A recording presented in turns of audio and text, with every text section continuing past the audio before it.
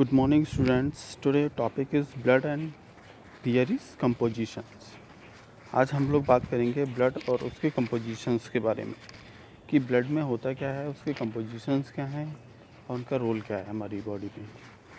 तो ब्लड का तो सबको रोल पता ही है कि ब्लड हमारा लाइफ लाइन है, पेट्रोल है, फ्यूल है, तो उसका क्या रोल है वो सबको पता है। लेकिन इसमें compositions क्या क्या हैं, उनके क्या क्या रोल हैं, क्या फंक्शन है, वो हम लोग उसके बारे में पढ़ेंगे। फर्स्ट ऑफ ऑल प्लाज्मा, जैसे कि लास्ट वीडियो में आपने देखा था प्लाज्मा का और हमारे सेल्स का इसमें क्या रोल था और कितने परसेंट थी। तो आज हम लोग प्लाज्मा के बारे में स्टार्ट पढ़ेंगे। तो plasma is a stirred up coloureds and slightly alkaline clear liquids. Plasma जो होता है वो एकदम क्लियर ट्रांसपेरेंट लिक्विड होता है, वाइटी कलर का होता है, पानी जैसा होता है। It consist about the 72% water and 8 to 9% of the solutes. इसकी जो मात्रा होती है ब्लड में वो 92% वाटर वाटर प्रेजेंट रहता है और जो 8 to 9% of solutes. Most fish are the proteins, क्योंकि ये क्या होता है, एक प्रोटीन होता है वाइट कलर की। अभी हम आगे पढ़ेंगे इसमें। तो plasma protein are mainly produce by the liver, और ये कहाँ से निकलता है, कहाँ से प्रोड्यूस होता है, लीवर से। The plasma protein play vital role maintenance या maintaining normal osmotic pressure of the blood, क्योंकि ये हमारे लीवर से निकलता है, ब्लड में जाता है। अब ये ब्लड में इसका रोल क्या होगा, ये हमारे ब्लड प्रेशर को मेंटेन करने का काम करता है plasma. The major plasma protein is, अब इसमें कौन कौन सी प्रोटीन्स होती हैं वो इसमें है एल्बुमिन, ग्लोबुलिन और फाइब्रोनिजिन। तीन प्रोटीन प्रेजेंट रहती हैं। The average normal concentration with the plasma protein, और जो ब्लड में प्लाज्मा हमारा प्रेजेंट रहता है उसमें प्रोटीन है। अब वो प्रोटीन की कंसनट्रेशन कितनी है, सीरम एल्बुमिन हमारा कितना होता है 4.8%, ग्लोबुलिन 2.3% एंड फाइब्रोनिजिन 0.3%। अब इनका रेशियो ऊपर नीचे भी हो सकता है, वो तो डिपेंड ऑन बॉडी। तो फाइब्रोनिजिन इन्वॉल्व इन ब्लड क्लॉटिंग। अब जो फाइब्रोनिजिन हमारा एक स्टेप होता है वो क्या करता है हमारा वो क्लॉटिंग में काम करता है, क्लॉटिंग फैक्टर्स में आता है। क्लॉटिंग फैक्टर का पूरा एक मैं आपको एक वीडियो बना के दूंगा आगे। अब इसमें composition of the plasma, blood plasma consist of the water 90%, जैसे कि आपने देखा था, plasma protein 6 to 8% and electrolytes जो उसमें हमारे कंपोजिशन रहते हैं सोडियम पोटेशियम वगैरह, तो ये होते हैं 1%। In other components nutrients, hormones, wet product and blood gases वो प्रेजेंट रहते हैं, उनका रेशियो अलग अलग है। और ये सब हमारे ब्लड में प्रेजेंट रहते हैं। प्लाज्मा वर्सेस सीरम, अभी क्या है प्लाज्मा वर्सेस सीरम। तो प्लाज्मा हमारा जो होता है वो लिक्विड होता है, ट्रांसपेरेंट होता है, free part of the blood and has been the treated with the anti clottings. तो जो एंटी क्लॉटिंग प्रॉपर्टी होती है वो हमारा प्लाज्मा रोल करता है play. And serum is a liquid part blood after coagulation. जब कोगुलेशन होता है तो उससे जो वाइटी कलर का वाटर निकलता है वो उसे कोगुलेशन बोलते हैं और उसी को सीरम बोलते हैं। Develop are the clotting factors as fibrinogen. यहाँ लिखा है सीरम, ये ऊपर सीरम है और नीचे ब्लड सेल्स है और ये हमारी प्लाज्मा है, ठीक है। तो serum equal to plasma minus fibrinogen. Plasma से अगर हम फाइब्रोनिजिन मतलब सीरम को निकाल देते हैं तो हमारा सीरम आ जाता है। तो एंटी कोगुलेंट प्रॉपर्टी रहती है हमारा प्लाज्मा का, और जो हमारा क्लोटिंग फैक्टर रहते हैं वो हमारे सीरम करते हैं, ठीक है। क्योंकि एंटी कोगुलेशन प्रॉपर्टी अगर यहाँ अभी हम आगे पढ़ेंगे तो एंटी कोगुलेशन जो प्रॉपर्टी होती है वो ब्लड में होती है। अब उसको कौन सही करता है, कौन प्ले करता है उसका रोल, वो क्लोटिंग फैक्टर्स होते हैं जैसे फाइब्रोनिजिन। फंक्शन ऑफ प्लाज्मा, कौन कौन से फंक्शन होते हैं, क्या होता है। तो वाटर होता है इसमें, तो वो क्या करता है absorb, transport and releases heat, heat को प्रोड्यूस करता है। एल्बुमिन क्या करता है, ऑस्मेटिक प्रेशर को बैलेंस रखता है। जो हमारे ब्लड में प्रेशर है, ऑस्मेटिक प्रेशर, उसको बैलेंस रखने का काम करता है। ग्लोबुलिन क्या होता है? Defence mechanism. कोई भी वायरस बैक्टीरिया अगर ब्लड में रहेगा तो वो उसको मारने का काम करता है। फाइब्रोनिजिन क्या करता है? ब्लड क्लोटिंग का एक फैक्टर है। और इलेक्ट्रोलाइट साइन क्या करते हैं? पीएच बफरिंग को बैलेंस करने का काम करते हैं। ब्लड सेल्स, अब ब्लड में कौन कौन सी सेल्स होती हैं? WBC, RBC और प्लेटलेट्स, ये 3 सेल्स होती हैं। इनका अलग अलग रोल है, अलग अलग टाइप्स हैं। जैसे कि आप देख रहे हैं, इसका साइज और शेप अलग है। प्लेटलेट्स का साइज और शेप अलग है, और वाइट ब्लड सेल्स का हमारा साइज और शेप अलग है। सबसे पहला RBC, एरिथ्रोसाइट्स। तो एरिथ्रोसाइट्स के अंदर it is the most numerous cells of the blood, and RBC is the red colors due to the oxygen it carrying the pigmentation of the hemoglobin in their cytoplasm. RBC का जो main function होता है वो क्या होता है? Pigmentation और carry over the या ट्रांसपोर्टेशन या कैरियर ऑफ द ऑक्सीजन को ले जाने में पूरी बॉडी में हमारा RBC काम करता है। RBC is smallest than WBC। RBC जो होता है वो स्मॉलेस्ट होता है WBC से, and their dimension is about 7 micrometre. RBC का जो डायमेंशन होता है वो 7 माइक्रोमीटर होता है। दियर बाई कॉनकेव, उसका जो शेप होता है, मॉर्फोलॉजी उसकी होती है, वो होती है हमारी बाई कॉनकेव। डिस्क होती है, गोल होती है, और थिन चैनल्स, जो थिन होते हैं सेंटर्स और the part of peered of the margin. उसके जो अंदर वाला पार्ट होता है वो धंसा हुआ होता है, गड्ढा होता है, और जो बाहर वाला जो पार्ट होता है वो कैसा होता है? थोड़ा सा thick. A healthy adult male have been about 5 million RBC। एक हेल्थी मैन में, इंसान में 5 मिलियन RBC होती हैं per cubic metre of the blood. And adult female में क्या होती हैं? थोड़ी सी कम होती हैं, 5.4 million RBC as per cubic metre of the blood. Function क्या होते हैं RBC से? Highly separated is there oxygenated transportation function. जो इसका मेन फंक्शन होता है वो क्या होता है? ऑक्सीजन को ट्रांसपोर्टेशन करना और pigmentation. RBC combine the CO2 is the tissue and transport it to the lungs for the expulsion from the body. Lung से ट्रांसपोर्ट होकर पूरी बॉडी में जाता है। And RBC carry the blood groups antigen. और जो RBC होता है वो क्या करता है? कैरी करता है एंटीजन A, B और RH factors which help determination of the blood group and play a vital role in the transfusion of the blood. Red blood cells shape कैसा होता है? सर्कुलेट बाई कॉनकेव होता है, न्यूक्लियट्स होते हैं। साइज क्या होता है?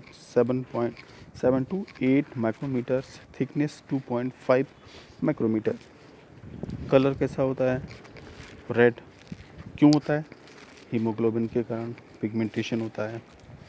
काउंट कितना होता है? मेल में होता है 5 मिलियन और फीमेल में होता है 4.5 मिलियन RBC पर क्यूबिक पर लीटर। एंड लाइफ स्पर्म, इसकी जो लाइफ होती है एक RBC की जो लाइफ स्पर्म होती है वो 120 डेज होती है। इसकी आप शेप देख रहे हैं पूरा। अब आता है WBC, वाइट ब्लड सेल्स। इसे हम ल्यूकोसाइट्स भी बोलते हैं। तो ल्यूकोसाइट्स क्या करता है? एक डिफेंस मैकेनिज्म का काम करता है। तो WBC और leukocyte is the colourless and nucleotides form the cell of the body. They are the largest blood cells and about 1% of the total blood. WBC का 1%, हमारी पूरी बॉडी का 1% WBC का होता है। WBC play a very important role in the defending the body against microbes and other foreign materials. जितने भी foreign materials आते हैं या फॉरेन माइक्रोब्स आते हैं, वायरस आते हैं, बैक्टीरियाज आते हैं, उनको मारने का काम करता है। They are rounded in irregular shapes. इसका कोई शेप नहीं होता है, इरेगुलर शेप होता है। And have the ability of the change their shape. WBC are the less numerical. RBC is range, इसकी जो रेंज होती है वो कितनी होती है? 4000 से 11000 पर cubic metre of the blood. Normal increase in the, जब एक नॉर्मल से, नॉर्मल जो होता है तो क्या होता है, काउंट इज कॉल्ड ल्यूकोसाइटोसाइट्स, और इसमें एबनॉर्मल होता है मतलब डिक्रीज होता है। जब हमारी बॉडी में WBC का जो लेवल होगा वो डिक्रीज होगा, कम होगा, तो क्या होगा, ल्यूकोपेनिया होगा, और जब इंक्रीज होगा तो क्या होगा, leukocytosis. The leukocytosis serve 2 to 6 days. इसकी जो लाइफ स्पर्म होती है 2 से 6 दिन होती है ब्लड में। Dead WBC are the phagocytes in the blood liver from the lymph, और जो मरी हुई जो सेल्स हैं उनको क्या करता है, लीवर उनको रिमूव कर देता है, बाहर कर देता है। WBC has dimensions, chemotaxis and phagocytosis pigmentation properties. Types of WBC कौन कौन से टाइप्स होते हैं, एक ग्रेनुलोसाइट्स होता है, एक ग्रेनुलोसाइट्स होते हैं। दो प्रकार के हमारे WBC होते हैं, ग्रेनुलोसाइट्स और granulocytes are the nutri west. जो भी हमारे होते हैं वो न्यूट्री वेस्ट होते हैं, and the contain granules that can be visual in the staining. इसको हम देख भी सकते हैं, विजुअल कर सकते हैं अपनी आंखों से। दे इंक्लूड न्यूट्रोफिल्स, अब इसमें ग्रेनुलोसाइट्स में होते हैं न्यूट्रोफिल्स, इस्नोफिल्स और basophils. A granulocytes, these are the leg granules have, जो नॉन ब्लडिस हमारे निकल्स होते हैं वो क्या करते हैं, इनका जो फंक्शन होता है वो मोनोसाइट और लिम्फोसाइट्स का होता है। अब इनका अलग अलग रोल है। WBC आ गया है ग्रेनुलोसाइट्स, ए ग्रेनुलोसाइट्स, न्यूट्रोफिल्स, एस्ट्रोफिल्स, बेसोफिल्स, मोनोसाइट्स और लिम्फोसाइट्स। इनके साइज़ और शेप ऐसे होते हैं, आप देख रहे हैं न्यूट्रोफिल्स का साइज़ ऐसा होता है, कलर भी ऐसा होगा, एस्नोफिल्स होता है, basophils, monocytes and the lymphocytes. ये अलग अलग शेप होते हैं, अलग अलग कलर्स होते हैं। इसको हम देख के आइडेंटिफाई कर सकते हैं कि हमारी बॉडी में पर क्यूबिक ब्लड में न्यूट्रोफिल्स, एस्नोफिल्स कितने हैं, याद आ। ग्रेनुलोसाइटोसिस या इसमें होते हैं न्यूट्रोफिल्स, एस्नोफिल्स और बेसोफिल्स क्या करते हैं, ग्रेनुलोसाइट्स इन द साइटोप्लाज्म में प्रेजेंट रहते हैं, और ये क्या करते हैं, एसिडिक एंड बेसिक नेचर्स के होते हैं। Their main function is protect against the foreign, और इनका जो मेन फंक्शन होता है बैक्टीरिया के खिलाफ काम करना, उसके खिलाफ एंटीबॉडीज़ डेवलप कर लेना। जब इसका normal increase in neutrophils count, the pathological condition is called neutrophilia, leukophilia या leucocytosis. This may occurs acute infection in extension tissues damage. और ये अगर आप हायर हो जाएगा या लोअर हो जाएगा इसका लेवल, तो इसमें टिश्यू डैमेज होने के चांसेस रहते हैं। इस्नोफिल सेम ऐसे ही होते हैं, elimination of the parasites, role of the allergy conditions, ऐसे बेसोफिल्स में होते हैं सेम। एक ग्रेनुलोसाइट्स दो प्रकार के होते हैं, मोनोसाइट्स और लिम्फोसाइट्स। मोनोसाइट्स क्या करते हैं, these are large leukocytes kidney shaped, kidney के शेप के जैसे होते हैं, और वो क्या करते हैं, shape the nuclear production of the bone marrow, और इनका जो प्रोडक्शन होता है वो बोन मैरो में होता है। और क्या करते हैं, protecting the body against the involving micro organism व द फैगोसाइटोसिस।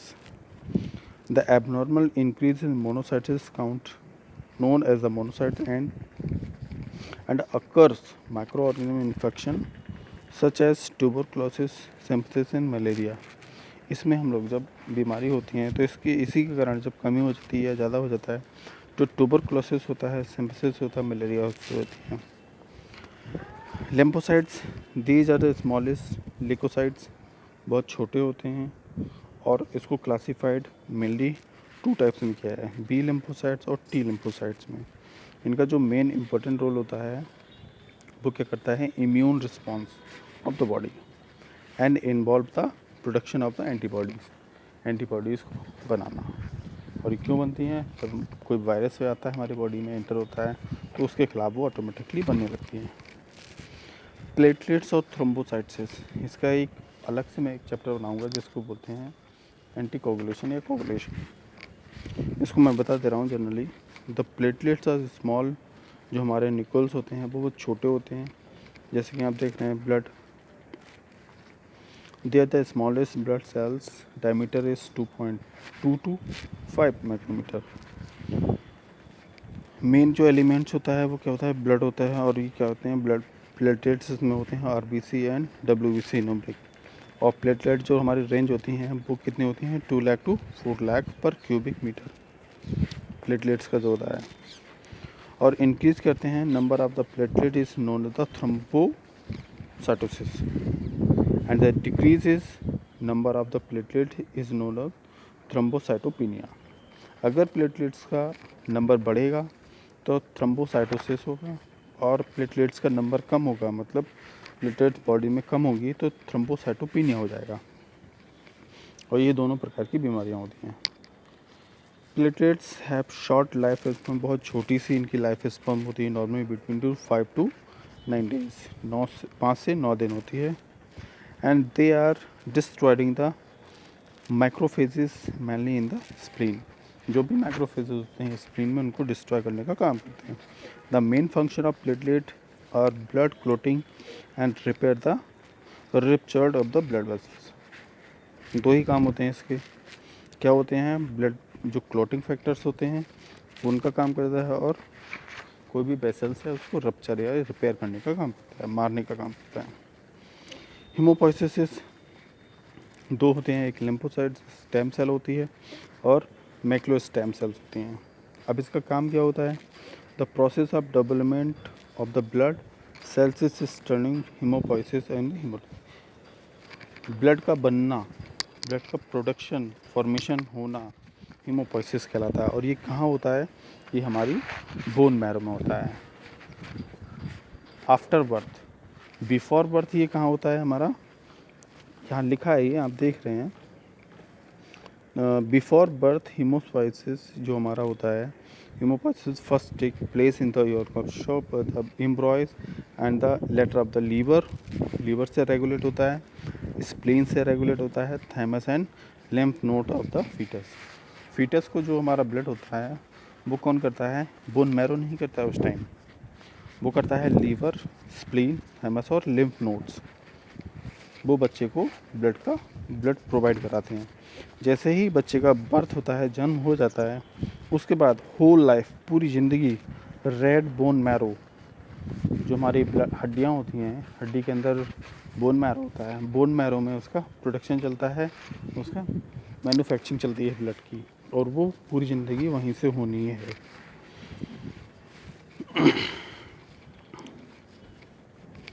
और जब ब्लड बन जाता है तो क्या होता है, develop from the stem cell in the blood bone marrow. The stem cell is have the capacity of the developing of the different type of blood cells. They are also called as the promulgation, hemolysis of the cell. दो प्रकार की होती हैं, जैसे कि बताया था, lymphocyte जो स्टेम सेल होती है और माइलॉइड्स स्टेम सेल होती हैं। Thank you. ये तो आपका रहा ब्लड की कंपोजिशन और उसके फंक्शन। तो वीडियो अच्छी लगी हो तो आप लोग लाइक और इसको पूरा देखें, तभी आपको समझ में आएगा। Thank you.